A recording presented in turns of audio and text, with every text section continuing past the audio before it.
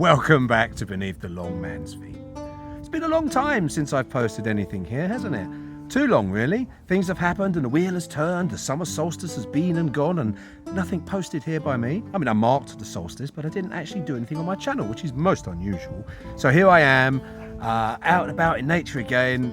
The dogs are over there somewhere, you can probably hear them. And it's about time I did a short story, I think, as we're approaching sort of Lunasa, Lammas, the harvest time. But what to do? I wasn't quite sure what I was going to say. So I turned to my Story World cards and I drew 3 cards for inspiration.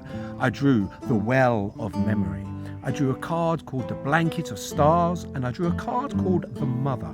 And I've come up with this short story called The Mother, which I'm going to do for you now. Hope you like it. The daughter, she stirs the big bowl with a big wooden spoon, smiling to herself as she makes. And the mother looks at her daughter and says, "Daughter, you have made enough now. It is time to stop. It is time for you to go to your rest. Time for you to go to bed." "But mother," says the daughter, "I could make so much more, I'm sure of it." "Now, my daughter, we have this conversation every year, don't we? You have already made so much. You have done enough. It is time for you to go to your rest. You have made your blanket of green and laid it over the cold, dark ground.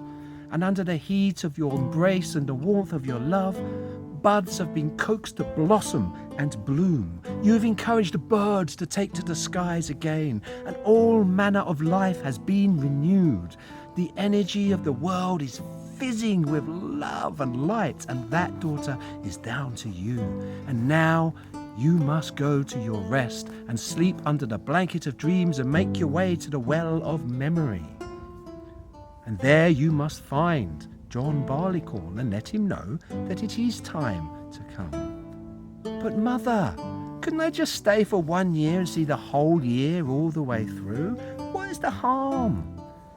"Now, my daughter, we have this chat every year, don't we? Your light is so bright and so beautiful that there would be no darkness if you stayed in the world.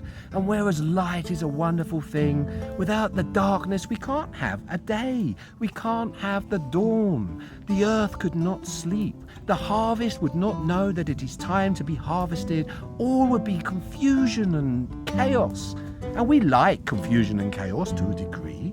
But that is a step too far. There is a certain order of things, isn't there? Your brother Jack, who you have walked through the woodlands and the forests with, making sure that the trees once again have their green cloaks. He knows his time is done, and he waits for you over yonder to go with you to the Well of Memory.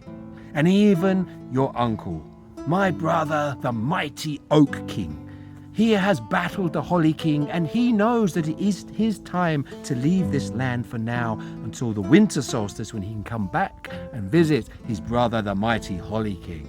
And if he in all his strength knows that it is time to leave and willingly does so, then you must also leave. So come, my daughter, let me tuck you up under your blanket of stars."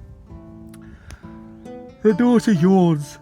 Oh, you know, mother," she says, "I do feel a bit tired now, and you're right, of course. It is really time for me to go to bed. Will you tuck me in, please, mother?" "Gladly will I do so, daughter." And the mother takes the bowl from her daughter and gently places it on the table. And then she tucks her daughter up under the blanket of stars and sends her on her way for her dreams so that she can find the Well of Memory. And once at the Well of the Memory, the daughter will find John Barleycorn and let him know that his time has come to harvest. And then she will look for the Cailleach and let her know that her time will soon be here to come back to these lands.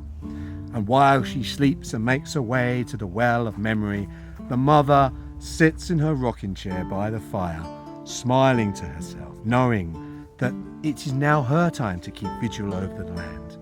And she too is tired, for she has done much as well. But she knows she must wait until Barleycorn comes over the hill and the harvest is over. And then when the light starts fading as the wheel turns again, then and only then her mother, the Cailleach, will come and take her place at the vigil over these lands over the dark half of the year. The maiden, the mother, the crone, the turning of the wheel. It has always been this way. It must still be this way, and it always will be that way. Some things must never change. All things change. Some things stay the same. So that was my short story called The Mother. I do hope you liked it. Do drop me a line on Beneath the Long Man's Feet on Facebook or YouTube, whichever is your favourite medium. Let me know what your thoughts. It's always good to hear from you. And I'll be back probably around Lunesta time, maybe just after. I won't be leaving it so long next time. But now, as always, as I take my leave of you, I bid you all hail and farewell.